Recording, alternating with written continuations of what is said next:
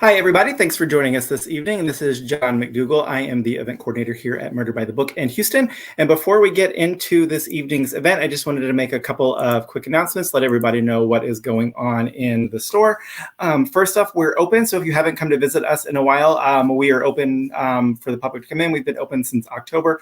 We hope that you will come in and see us, especially now that summer's here. We've got lots of great summer reading stuff, including a lot of things that came out last year. Last year, just as the pandemic started, that you might have missed, have come out in paperback. So there are some favorites of ours that we can't wait to put in your hands that you might have missed. We are not requiring masks in the store, but we are recommending them. We also don't have the 6-person limit anymore. So please come visit us. If you are still not getting out and about in the world, you can always give us a call when you pull into the parking lot, and we are happy to run books out to you. We're also still offering free media mail shipping on all of our orders over $75. I wanted to mention, if you are watching on Facebook tonight, if you see any comments pop up asking you to click away from the event to put in your credit card info, those are spam. Ignore those. I will block them and delete those users as they pop up. I just wanted to give everybody a general warning about that. Also, I know everybody has been asking us, when are we going to be hosting in-store events again?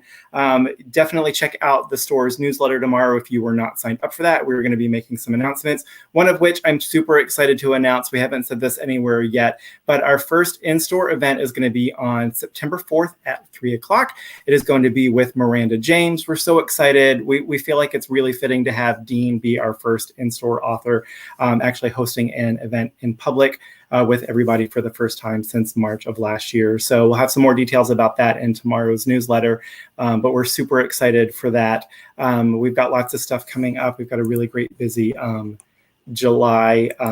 It's July tomorrow. We have a really busy July coming up. I will be chatting with Ellie Alexander and Kate Carlisle Friday at 7 Central. McKenna is going to be chatting with Claire Whitfield, Bradley Harper, and Laura Jo Rowland about Claire's new Jack the Ripper book tomorrow at 1 Central. So if you're looking for more historical mystery stuff, definitely check that out tomorrow. So I'm going to get us started this evening. I'll bring Dean and Stephen out. But if you guys have questions while they are chatting, please post those in the live chat on YouTube or in the comments on Facebook, and we will get to those in a little bit. So as I mentioned, we are super excited to be joined by Stephen Saylor with us tonight. I'm going to bring him on the screen. How are you tonight, Stephen? I'm good. Thanks so much for doing this with us. Oh, I'm so glad to be here. And, I have to say, I didn't notice earlier, but I love your T-shirt. Oh, thank you. In Time. Man, that book meant a lot to me when I was a child. Me too. It's one of the first things that I can really remember reading that really kind of like kickstarted my love for reading, and so it's one of my favorites.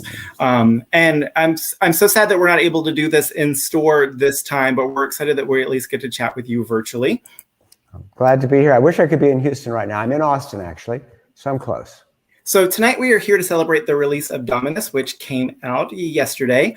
For those of you who may not know, Stephen Saylor is the author of the long-running Roma Sub Rosa series featuring Gordianus the Finder, as well as the New York Times bestselling novel Roma and its follow-up Empire. He has appeared as an on-air expert on Roman history and life on the History Channel. He was born in Texas and graduated with high honors from the University of Texas at Austin, where he studied history and classics. He divides his time between Berkeley, California, and Austin, Texas. And we're so excited tonight to have Dean James, who some of you might know as Miranda, leading our conversation tonight. How are you tonight, Dean? Doing well, and I've got a visitor here. So thanks for joining us this evening. As I said, we're so excited that we'll actually get to see you in person in September and get to host you in the store. I can't wait. Yeah. So for those of you who may not know, Dean James was the store manager at Murder by the Book for many, many years, and then worked with us part-time after that. Many of you will know he was my Saturday morning buddy. We would get to work together every Saturday. He is, as Miranda James, the New York Times bestselling author of the Cat in the Stacks mysteries, as well as the Southern Lady mysteries. And the newest Cat in the Stacks book is going to be called What the Cat Dragged In, and it's going to be out at the end of August. And as I said, if you're not signed up for the email newsletter for the store, make sure you're signed up for that, and you'll get more information about the new book and our event with Dean. But for now, I'm going to turn it over to Dean and let him and Stephen chat for a little bit. As I said, if you guys have any questions for either of them, please post those in the comments and we will get to those in a little bit. So Dean, I'm going to turn it over to you, and I will see you in a little bit. All righty. Thank you, John. Well, I think, Stephen, I have a PhD in medieval history, and I know just enough about Roman history to be a little dangerous. Well, we'll see. I can ask a couple of leading questions, so we shall say. But Okay. first, I wanted to, your first mystery novel was called Roman Blood, published in 1991. And my experience with that was that I took it home from the store one day and thinking, okay, I'm going to read a couple of chapters, and then I've got to get on to do whatever I had to do that day. And I think I was halfway through the book before I surfaced, and because I was so compelled by the story. And I've been, of course, a fan ever since. I think my favorite is still Catalina's Riddle, though. Yes. It's such a wonderful book. But there's so many good ones to choose from. But we're not really here to talk about Gordianus. Although I'm happy to do so. Yes. And I have to tell you, I don't want to admit how long it took me to figure out where that name came from. Well, from the Gordian knot. Exactly. Although there's some confusion because there are some emperors much later on named Gordianus. So it's a bit anachronistic. And finally, the Gordianus emperors appear in Dominus. So I have an homage to the Gordians. Okay, well, good. Their story in my book, yes. Yes, I wasn't up as much on my Alexander mythology as I should have been. Well. But anyway. But in the last 30 years, you published, 21 novels? Probably, something like that, and two volumes of short stories in the Gordianus short series. Stories and everything. But, to me, the amazing thing is, given the length of the 3 novels in this trilogy, as we were saying earlier, I think you have written at least 1 million words for these books. Possibly, yes. yeah. So, because with Roma, you start out in the very murkiest beginnings of Rome, around 1000 BC. And in Dominus, we end up in the 4th century CE with the Emperor Constantine. Who was the first Christian emperor, of course. So there's a big change, a huge change in the history of the empire. Very big change. And what I'm curious about, 2 things. You follow the Pandaria family throughout the trilogy, multiple generations of this one family and interact with, and their brushes with the great and the not so good among the emperors. Was there a family that you knew of that you could kind of base these people on, or is that just totally your invention? Well, in one of our earliest sources for earliest Roman history, the historian Livy, he talks about 2 very early families, the Potitius family and the Panarius family. And they had a rivalry from early on, and the Pandarii were the first keepers of the altar of Hercules, which may be the first religious altar anywhere in the vicinity of Rome, because Hercules came through and had some adventures with the monster Cacus. So that, of course, is in Roma. So we have those 2 families that we know were historical, or at least legendary. Well, historical because actually they do keep up until the time of Julius Caesar. The Potitius family dies out. The Panarius family continues. They're actually related to Caesar a bit distantly. One of them is one of the 3 heirs of Caesar, along with Octavian. And but after that, they do fade out, and then they never make a huge mark in the historical record. So I could have a real family, but I could sort of imprint whatever I wanted on them.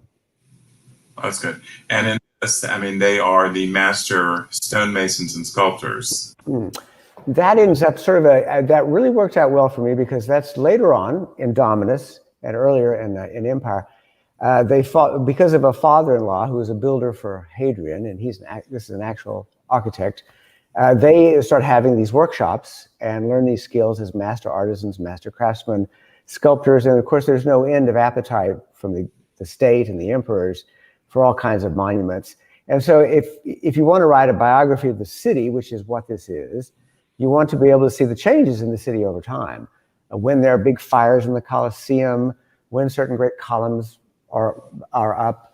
And when the first walls are built, because for a long time, Rome doesn't even have walls. They have walls early on, then they don't need the walls because nobody's going to pick on Rome. They're the center of the world. No one would dare, this is impossible. But by the time of Dominus, this book, the world is changing. And yes. Rome has a really close call, which prompts them to build the first major walls, in 1,000 years.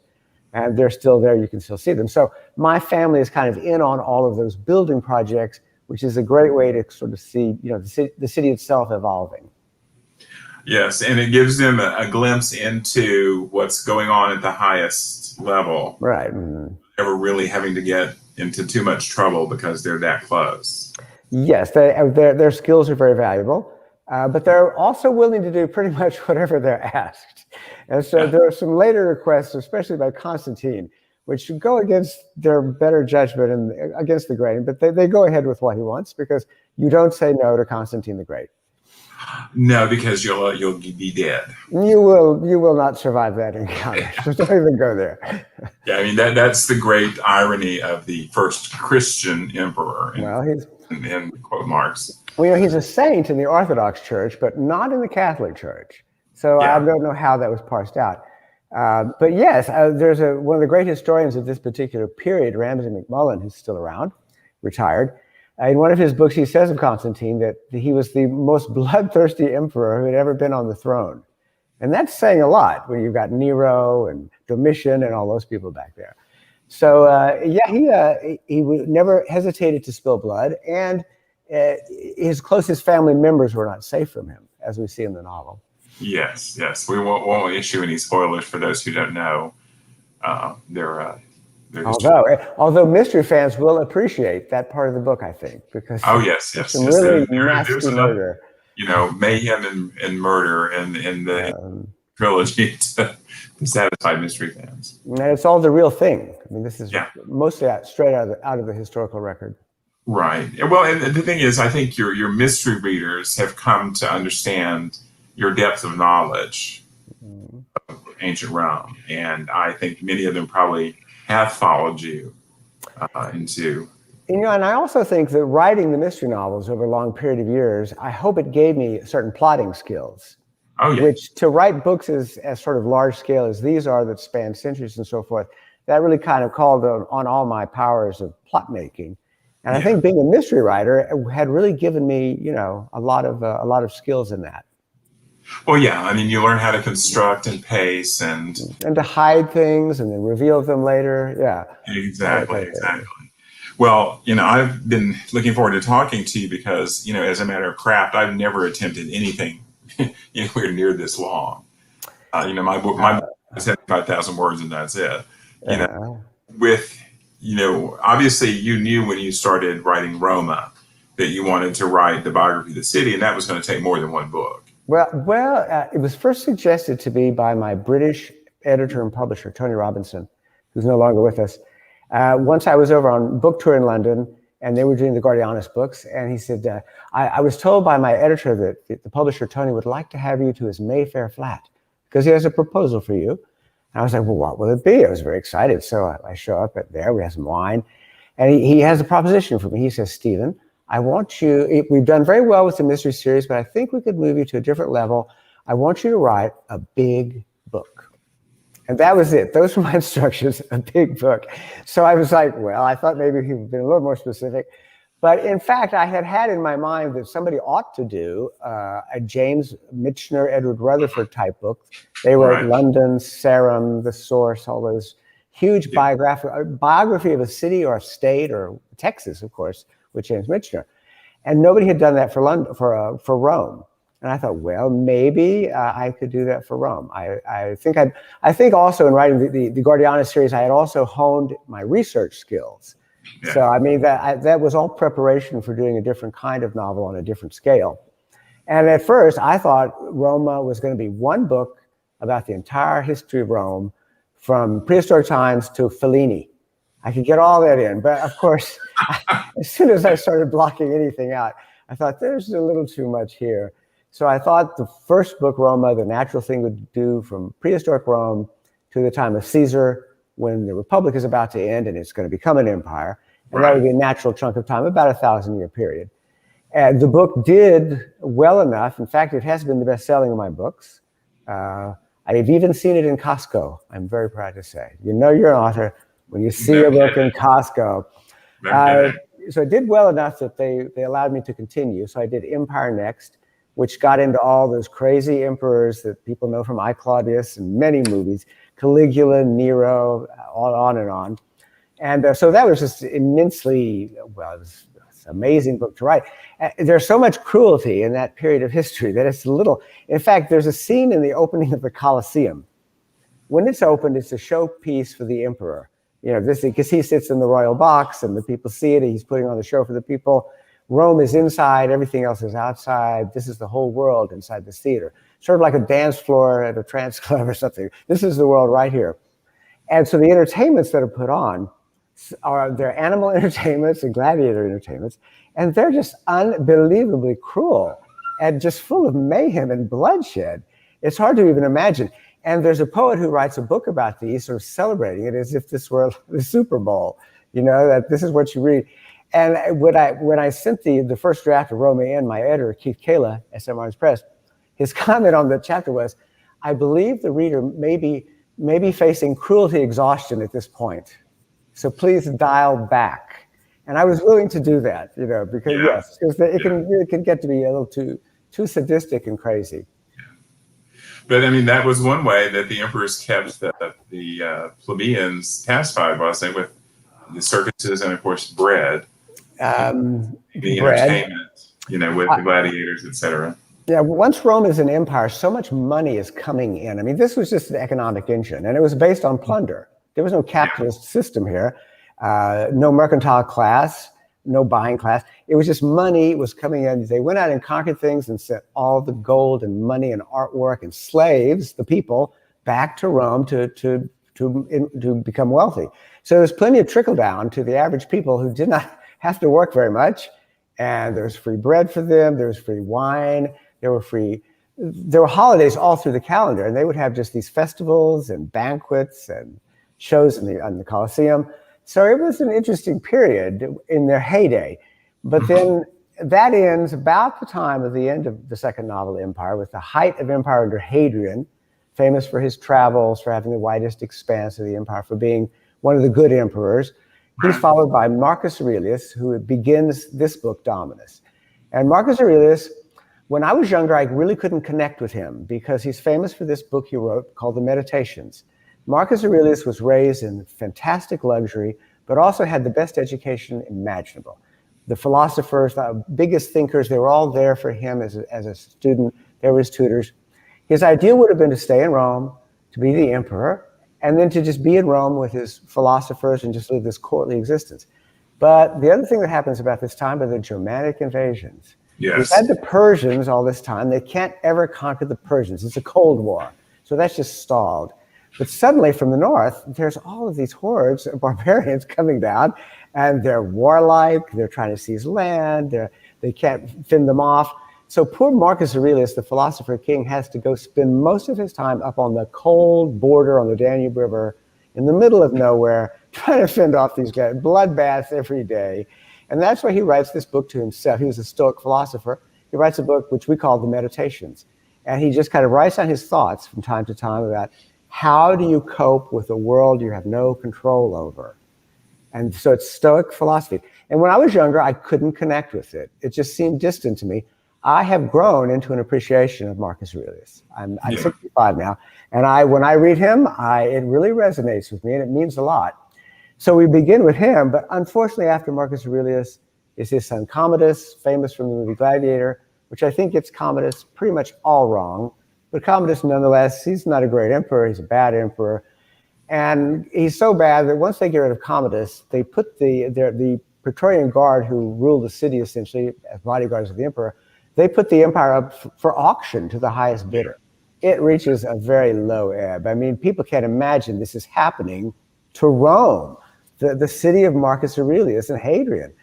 So after that, it gets even dicier and dicier, really short-lived emperors, young emperors who aren't ready to handle it, civil wars, plague. We have to mention plague, of course, because there are two huge plagues that not only do they have no vaccine, of course, no protection ever, and they decimate the population, but they wipe out the armed forces or suddenly aren't manned with enough. They start actually allowing gladiators and even Christians in as soldiers, which is controversial at the time.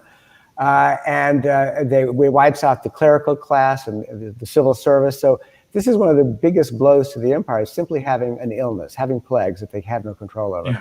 So that's another part of the book. But then we end with the huge sea change that happens with Constantine the Great, who is a great warlord, a ruthless man.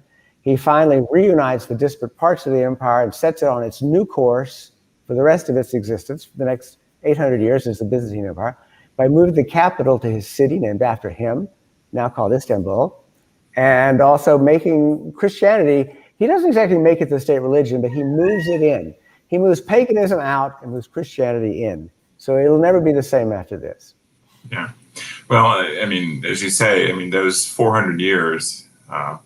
It's a rough ride. It's a rocky road. It's a rocky road, yeah. From the death of Julius Caesar to the rise of Constantine is amazing. And, the other thing, too, is the successive waves of barbarians. Yes. Mm-hmm. The Roman emperors were bringing barbarians into the Roman army to fight other barbarians. Exactly. Yes, out on the front. Well, it's under one of the emperors in this book, Caracalla, who's not one of the good emperors. One of the things he does that's very popular is he makes everybody, every free man at least in the empire, a citizen. Always, the citizenship has been a prize that you only get for the people of Rome are citizens, but beyond that, only rich people, nobles, businessmen are able to become citizens and have a lot of extra rights. But he makes it universal throughout the entire empire. So that's another huge change, the idea of universal citizenship within an empire. Yeah, I mean, that has a profound effect in many ways. Of course, only for men. Exactly. And not all men, because you have to be a free citizen. You can't be a slave or under certain other legal obligations. So yes, it's still a small group it's a smaller group of the population. Yes, but it does change the dynamics tremendously, because you've got a lot more citizens than you ever had before.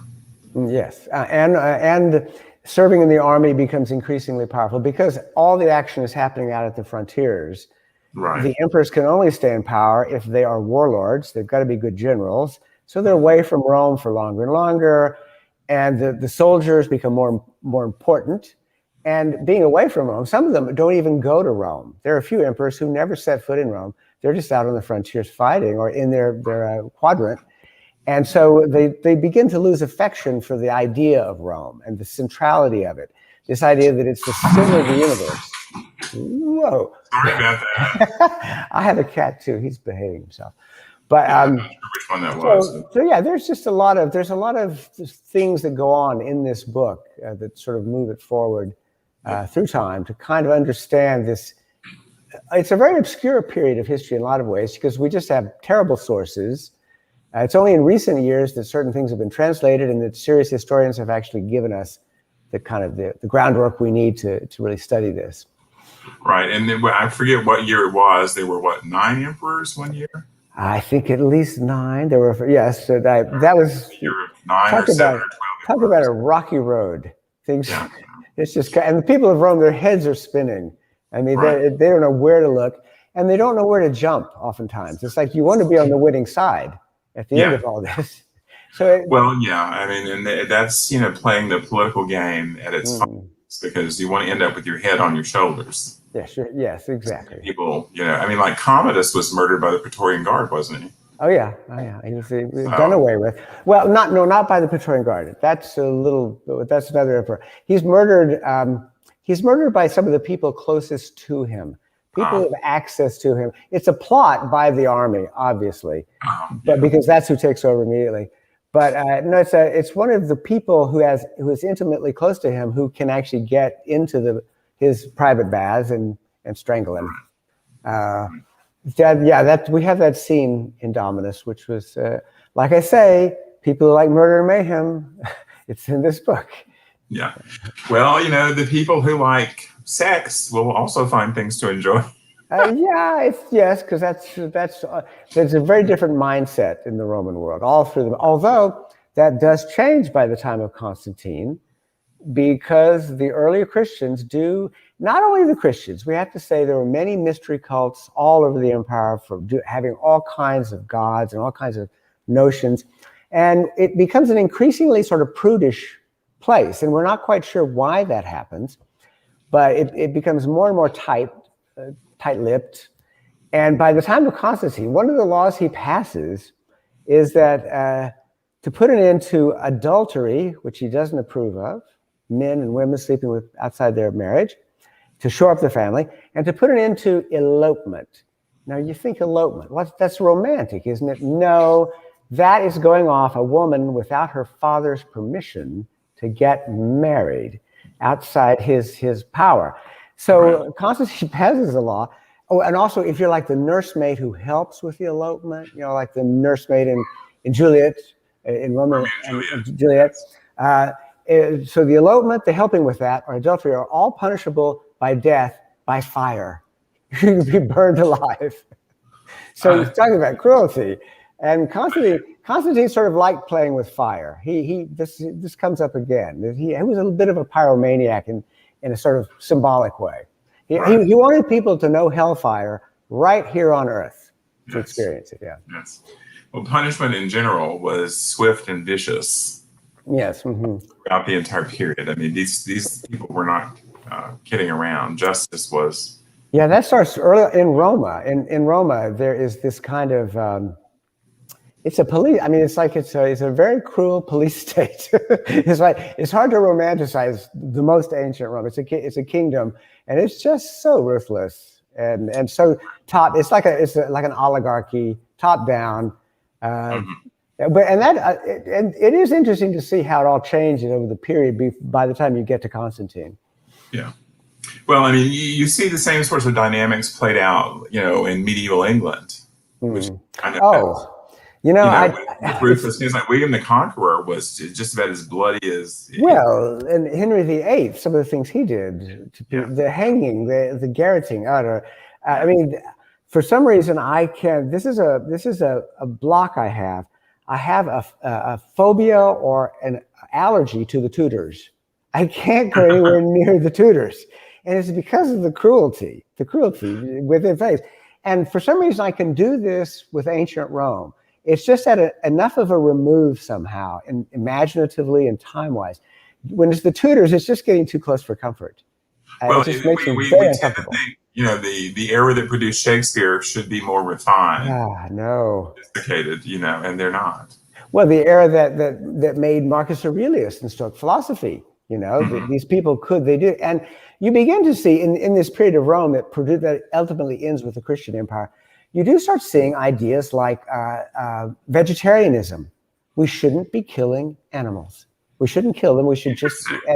And a part of that, this becomes a Christian propaganda point, because the whole basis of the pagan religions, what are called pagan religions, is animal sacrifice. And this goes to the earliest part back. What is animal sacrifice except a barbecue? In early civilizations, not everybody can get enough meat. It's not like today. You can't just go to the grocery store. You're mainly eating grains and, you know, whatever you can get your hands on. Fish, if you're lucky to live in that kind of place. But to eat meat, whether it's goat or cattle or whatever, is kind of that's a luxury. So these most ancient festivals, they've got the big altar. What is the altar for? The altar is to string up an animal and to kill it, and then to cut it up and to cook it right there in front of the temple. The smoke is what the gods consume. They are so ethereal, they don't really need the meat, the blood, all that. They can just live off of the holy smoke that's coming up. The people get to have a big barbecue. Well, by the time of Constantine, there has been a backlash against this whole thing of animal sacrifice. Some people find it appalling, ugly, nasty, and they'd rather be vegetarians. And so this becomes a mark against the old religion, that it is clinging to this killing animals. So the paganism was not a pretty picture either. It had its own problems. Right. Well, it's interesting. I mean, the more you talk, you know, famously our forefathers looked to Rome and Greece, you know, to base their idea of a republic on. And there are many parallels. We are about to have July 4th barbecue. Think about what you're actually doing when you consume that food. Yes. Where did it come from? What does it mean to you? Yeah. it gives you a warm glow. And the ancient Romans, these festivals that we might have found appalling, stringing up 20 cattle and slaying them, and the blood is running all over the place, and cooking it, they would have gotten a warm glow out of this. Because, it's childhood holiday. Yeah, this is wonderful. We're all together. Right. Well, and as you said, people who didn't normally get to eat meat got some meat. Yes, everybody gets a cut. Now, I have to tell you, the best cuts go to the best people. Well, of course. Not everybody. Yes, the priest. One of the things the priests know and are expert at is cutting up that meat and making sure the right people get the right cuts. Yes. So that's a part of the pagan priesthood, is being a butcher, literally being a butcher. I would have been in the class that got the offal, probably. So. Oh yeah, well, but you would have been glad to get it. Yes, I couldn't be too picky about the liver. You talked about research. Do you read Latin? I can't remember. I am not a Latinist. I studied history. I was not a classicist. I didn't have Latin in high school. I have learned a lot of Latin in the course of the last 30 years, I have to tell you, especially nouns and verbs. Don't ask me to conjugate. That would be a nightmare for me. I've learned enough Latin that, when I look at sources, I always look at, if I can, the Loeb editions, which are those with the library. You've got Latin on one side, it's the Loeb editions, and on the other side, the English translation, so that you can do it parallel text, and other publishers do the same thing. And I have enough Latin that sometimes I can tell something's missing in an English translation.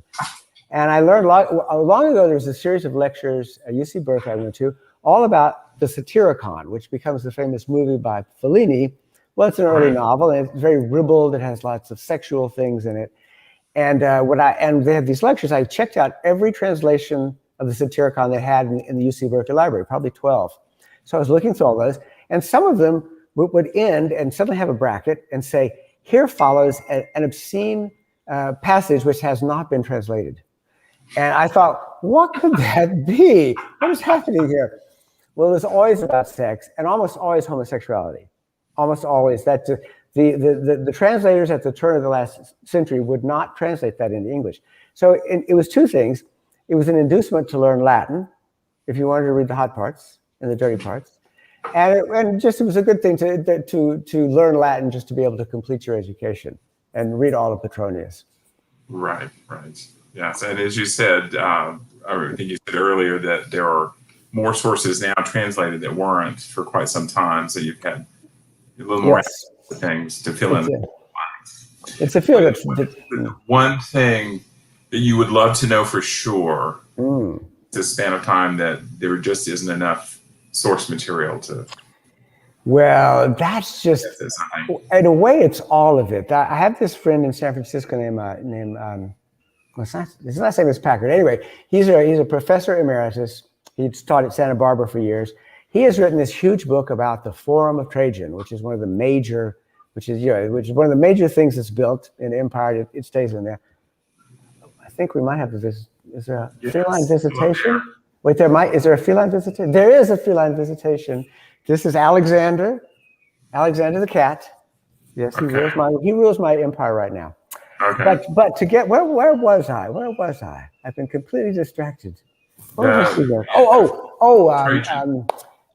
Forum of Trajan. Anyway, Professor Packard, he says one of the things he brings up about, because he's done all this reconstruction of the Forum. What did it look like? What colors was it? How did they use the space? What was a shop? What was a bath? What was a library? And he said, and so he's done this huge book with lots of illustrations, lots of plans. And he says his nightmare is that they will finally invent a time machine. He'll get in it and go back. He'll step into the Forum of Trajan, and absolutely nothing will look like he expects it. Nothing.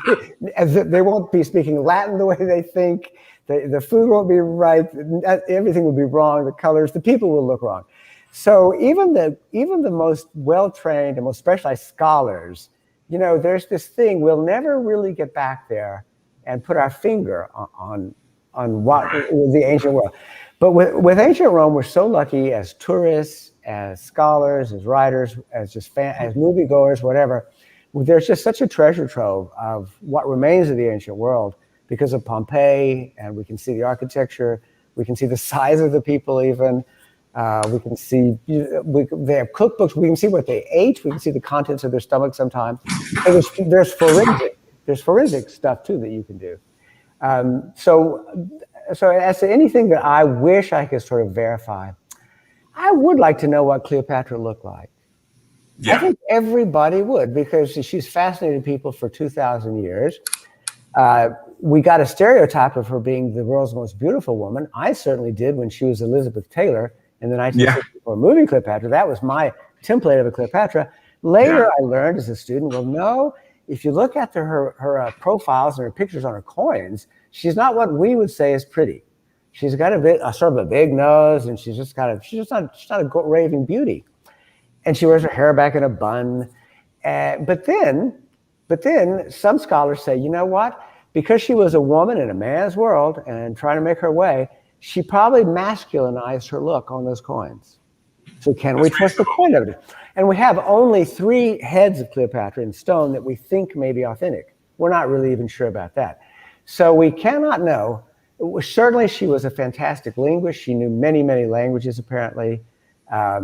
She was a seductress, because she did use her wiles to get Julius Caesar on her side against her younger brother, Ptolemy, when they were fighting to control Egypt.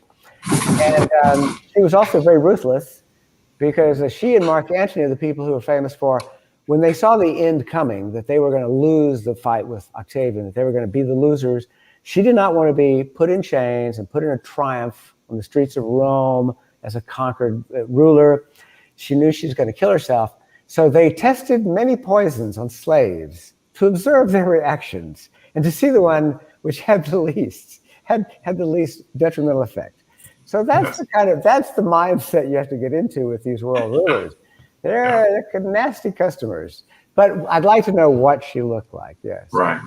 Well, the thing I get amused by is these people who think Cleopatra looks like Egyptians, from the Middle Ages. Mm-hmm. I mean, the family was Greek. The family was Greek. So yes, there's a conception that they may have been African black. I mean, that is something that some people want to put forward. There is scholarly argument about the actual look of the ancient Greeks. Well, that's a thorny issue for a number of reasons. But certainly she was Greek, and she was probably pretty purely Greek. I'm sure Alexander the Great conquered Egypt and a lot of the rest of the world. He installed Greeks to run it. After he dies, the Greek general Ptolemy takes over Egypt. So it's the Ptolemies, which is Cleopatra's a Ptolemy. She's the last Ptolemy. They run Egypt for like 200 to 300 years. They are the most refined, the oldest royal family in the Mediterranean at this time. They've been rulers for the longest. So you can imagine they're kind of the haughtiest people. So they were probably pretty careful about, royal marriage. And they actually end up intermarrying brothers and sisters for various reasons. The ancient pharaohs did, yes. I mean, really, really keeping it in the family. So they probably look more Greek than like some of the native Egyptian population. But then we have this problem. I was talking with my brother about this. In my books, many times you'll see Greeks and Romans who are blue-eyed and fair-haired. And that is it's almost certainly true, because we know from some statuary where the eyes are painted, we still see traces of paint, and the hair. Caligula, for example, is kind of blondish with blue eyes. But you see this in the literature all the time. And we think Helena of Greek is held up as being fair. That's how she's talked about. We think of her as being blonde. But more recently, scholars say, this whole thing about Greeks and color words, do we really know what they mean? Because there's a famous phrase from Homer, the wine dark sea. What the hell is a wine dark sea? What does that look like? Is it purple? So they've been looking at this vexed question, and it's not settled yet. It's happening even now in the scholarship about what did the Greeks look like? What did their color words mean? So, that's another thing I'd like to see. I'd like to go back, and I would like to see, of course, Rome was a very cosmopolitan place. It would have had people from everywhere on earth. Right. But certain villages in Greece would be much less so. And Alexandria also even more cosmopolitan as far as having, everybody's there, like London today. Yeah.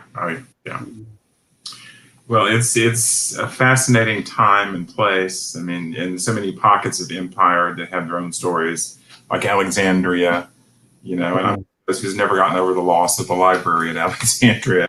Well, and the story about that, there's a misconception that it's in the movie Cleopatra, that Caesar accidentally burned it down.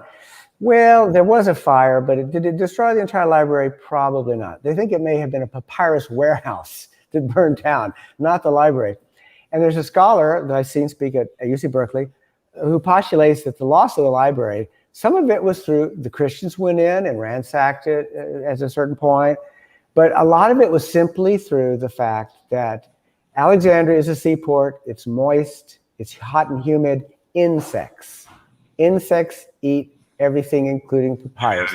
So you would go in there after 100 years looking for a book nobody has looked for, and it just crumbles in your hands, or it's been eaten completely. So it's probably the humidity, mold, and insects that got rid of the library. The best papyrus we have that scholars are still unfolding and working on comes from further up the Nile because it's dry as a bone in those deserts. So that's where you actually find papyrus, which have everything from shopping lists to lost pieces of plays that we know existed that we don't have anymore. So there's still new discoveries going on in the papyrus world. Well, that's comforting. I know a couple of years ago I read a book about the end of the dinosaurs. The young man who wrote the book, who was a paleontologist, said that on average, one new species of dinosaurs is discovered every day. Wow. And we tend to think, they've all been discovered, but yet look at the news feeds. I mean, they keep finding things. And it's the same with black holes and stars. It's all right, and new hominins as well. But if we could only find one lost Greek play a day, I'd be very happy. Oh, yes. I'd be happy. I'd have reading from now forward. I'd have my table would be full. Yes, I understand. Yes, there's one particular medieval manuscript I would love to find. Biography of King Athelstan, the grandson of Alfred the Great. So we know it existed, but it's nowhere. Right, yes. It's referred to by William of Malmesbury, but there is no extant copy that anybody's aware of. So. But there could yet be some corner of a monastery, some leather-clad or metal box. It's something it's tucked away in the armaments room of some old castle. Or it might have even been somewhere in the Arab world, I suppose. Is that happening at the same time? Well, yeah. I mean, the universities in Tehran and Baghdad predate the European ones. So it could have been carried on. It might be in Egypt right now. You never know.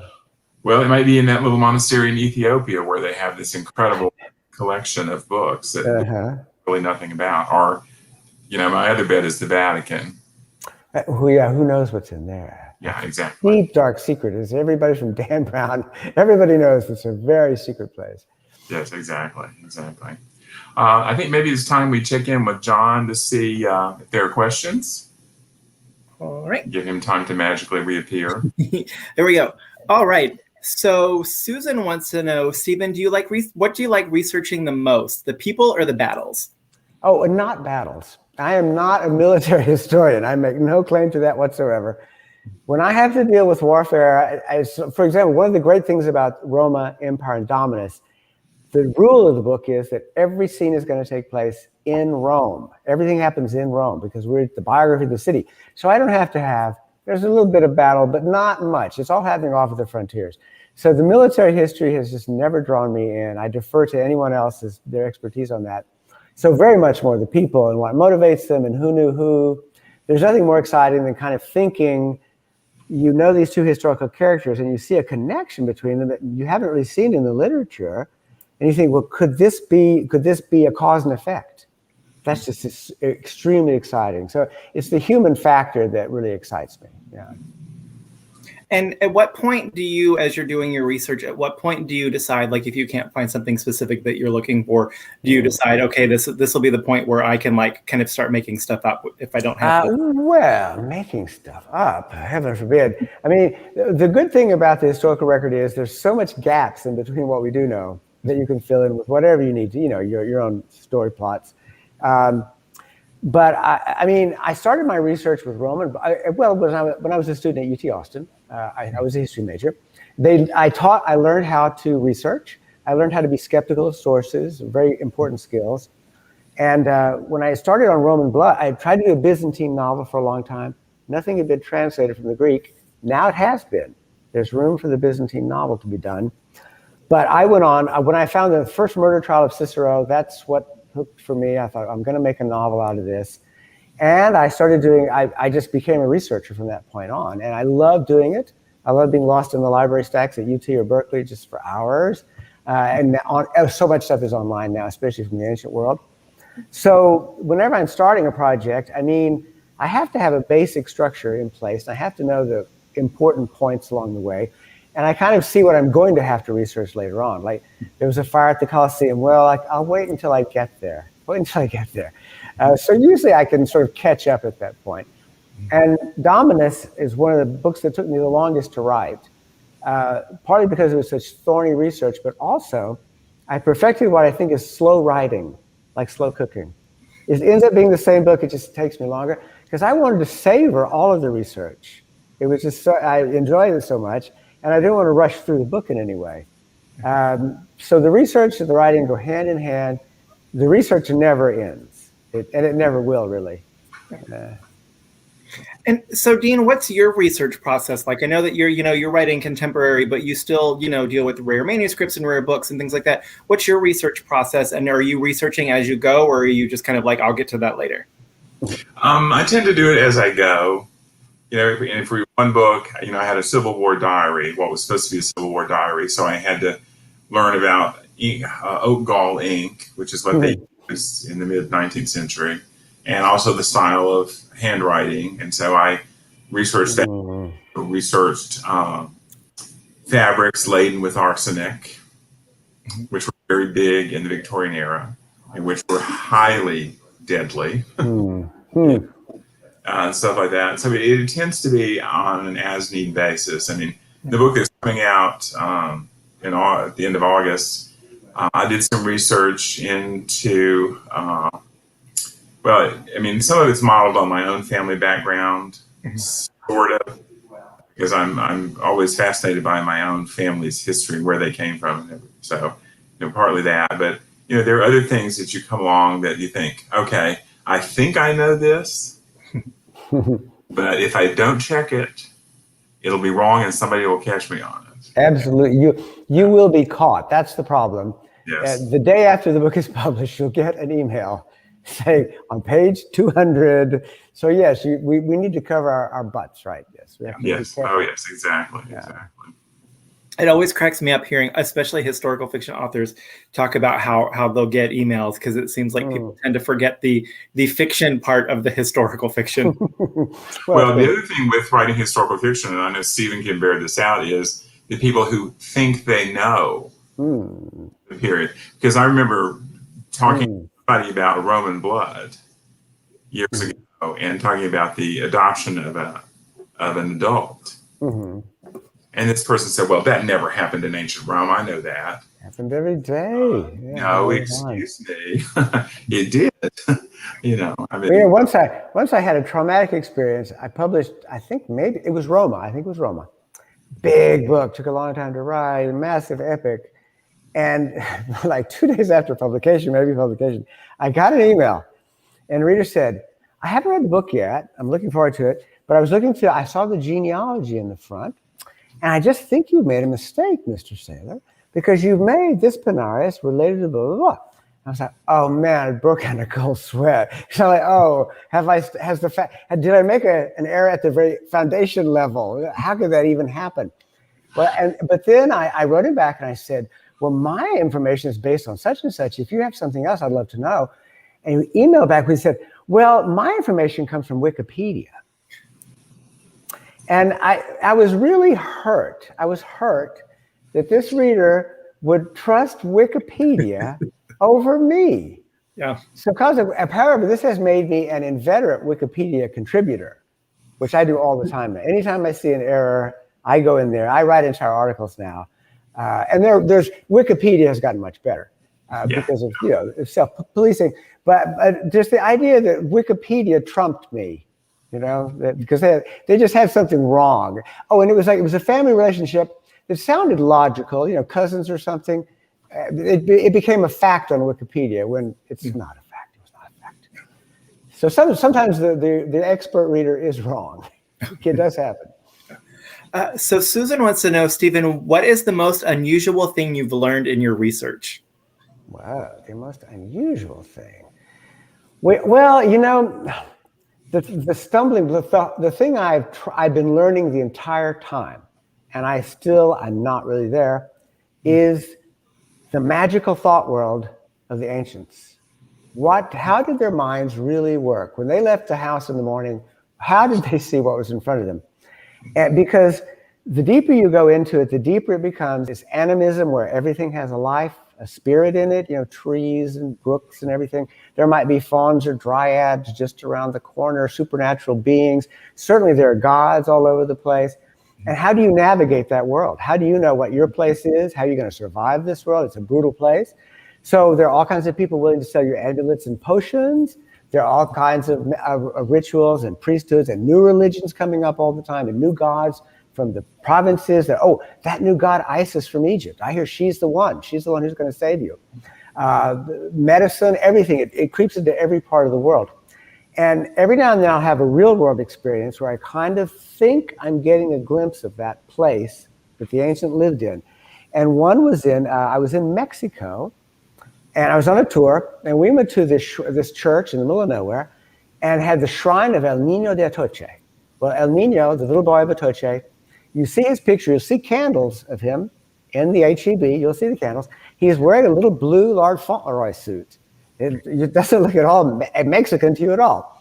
Well, he lives, his shrine is in this temple.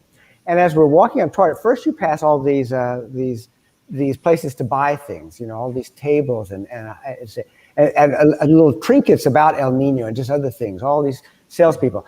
Then there's this long pathway, and people are approaching the church on their knees. They're walking on their knees as an act of contrition, as an act of the whole religious experience to enter the church, because they're going to ask a favor of El Nino. And when you get in there, El Nino de Atoche, the principal icon, is this image of him made of wood, painted, that lives inside a glass box. And they will tell you that they know that El Nino goes out to help people, because sometimes when they come in, there's mud on his shoes. So that's the proof right there. And then when you leave that shrine, in the next room over is where the retablos are. All of the hammered out license plates where people have drawn a painting of how El Nino saved them. For example, they were in a terrible car wreck. There's fire everywhere. El Nino's hovering above. He saved them. They're having an operation. The doctors are working as hard as they can. Thank goodness El Nino is there to save them. So that place, the whole atmosphere of it, for everything from the booths. Oh, wait, I had been brought my own image of El Nino de Atoche, which comes from his show. I've got upside down. Heaven forbid. Oh, man. And not only is El Nino in there, but there's a light bulb in there. He lights up at night. So, yeah, this stays plugged in at all times. So that gave me, I thought that experience was more like being in an ancient world temple than anything I've done in Europe. Because those gods left those temples a long time ago when you walk in those places. And the Christian world, it's just not quite the same experience, most of it in Europe, just the old worldness of it. So trying to get in touch with that mindset. And if I may, one other experience, I was running in the Berkeley Hills once in a park, really rugged. I like these fire roads running up and down. I passed these women on a trail I've been on a million times. And they're kind of Berkeley woman. They wear sort of a big smocky dress, and they have long hair and round glasses. They're sort of druids or something. They're these old hippie types.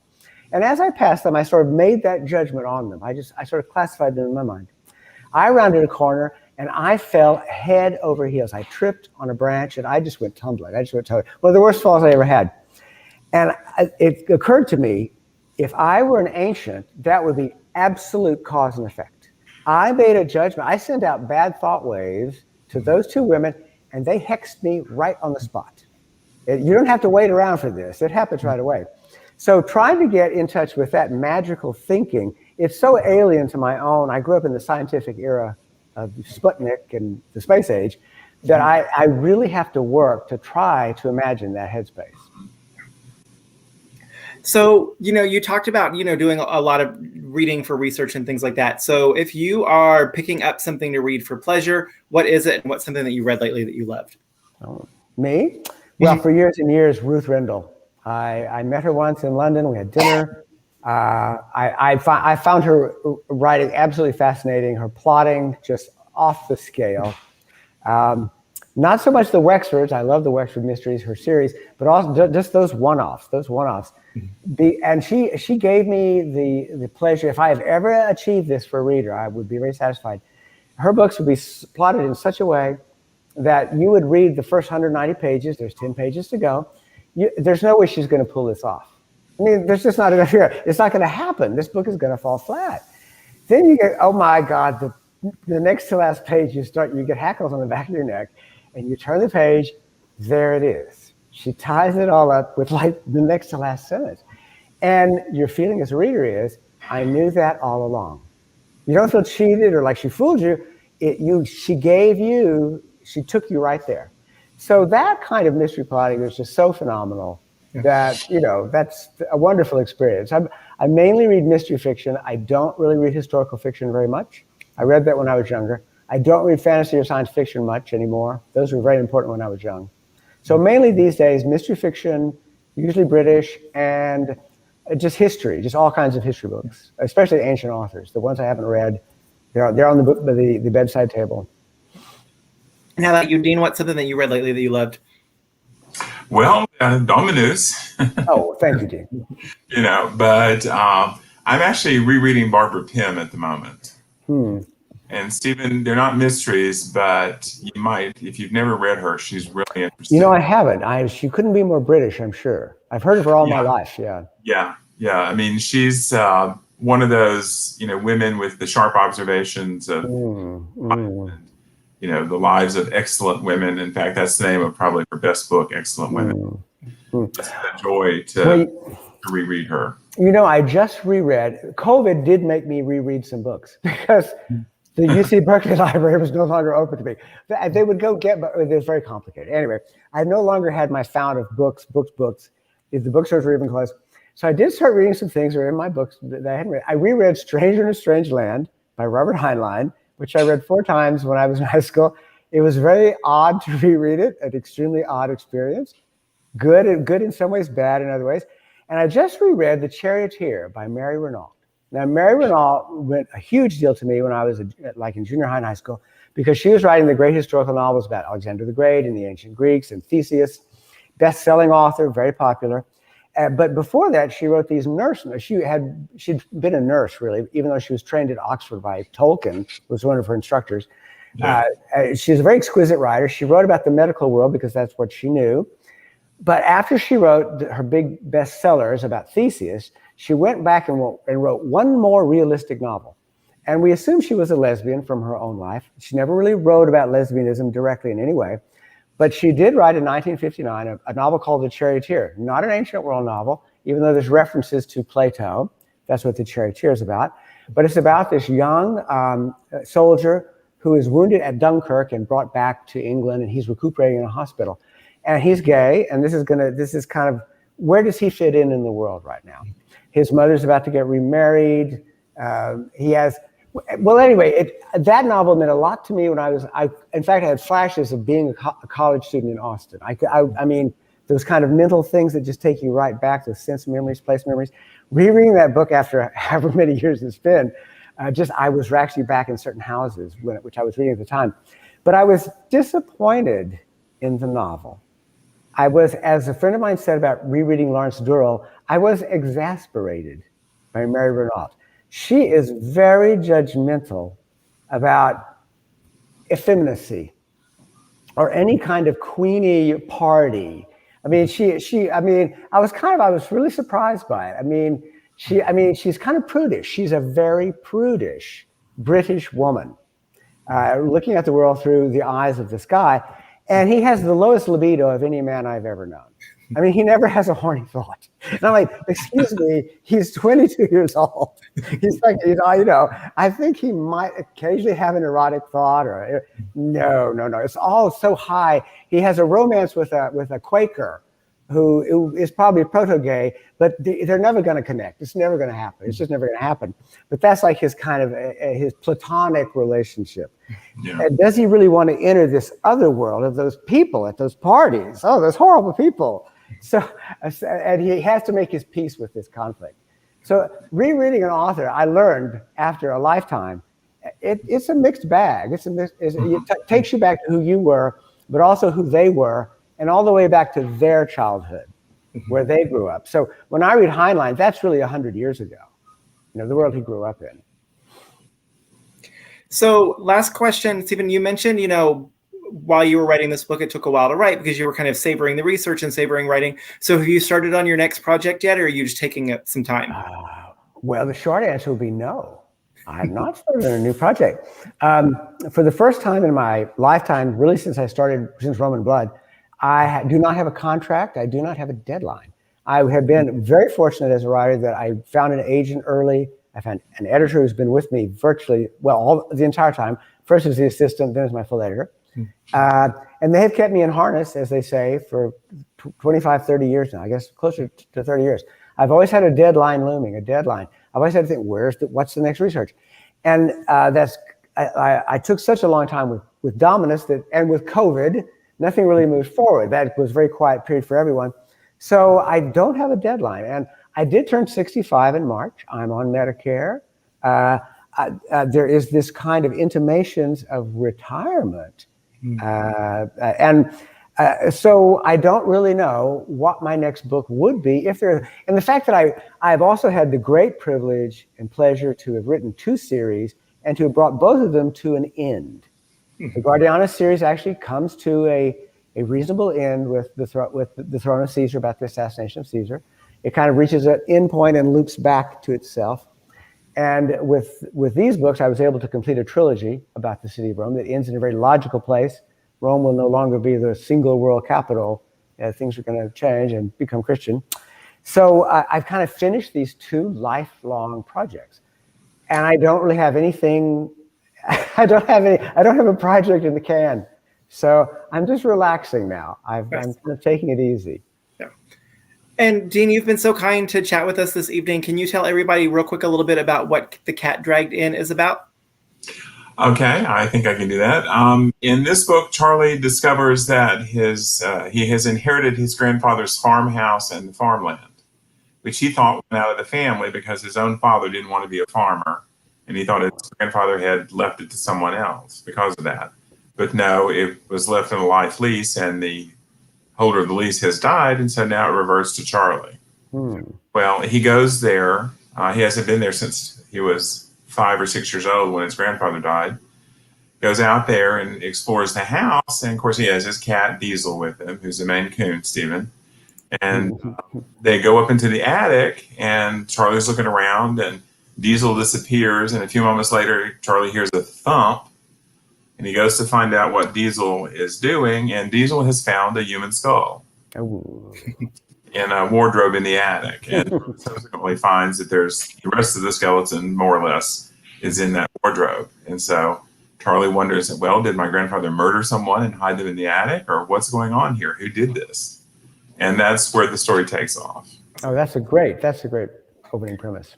So that, well, I was sort of inspired by The Secret in the Old Attic by Nancy Drew book. Love, creepy things in attics. Oh yeah. So that is What the Cat Dragged In, which comes out August 31st. And as we mentioned, Dean is going to be in the store on September 4th to come sign with us. So we'll have more details about that.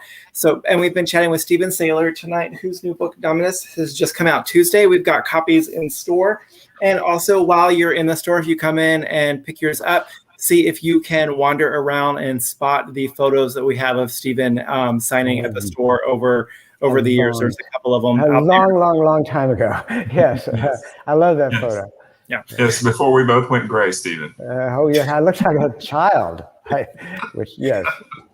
So yeah, so if you guys are local, if you haven't seen the picture, come in, we'll point it out to you. Dean, Stephen, thank you so much for joining us this evening. It's been wonderful to chat with you. Hopefully, Dean, we'll get to do this in store next time, but hopefully, Stephen, after you've taken a break, if you decide, you're dipping back into the writing world, we'll get you back in the store and do a real visit. So I love the store. More about that Byzantine novel. Yeah. All right, there we go. It could happen. Y'all have a good night. Thanks so much. Thank you. Bye. Bye, Dean. Bye, Stevens. Bye, John.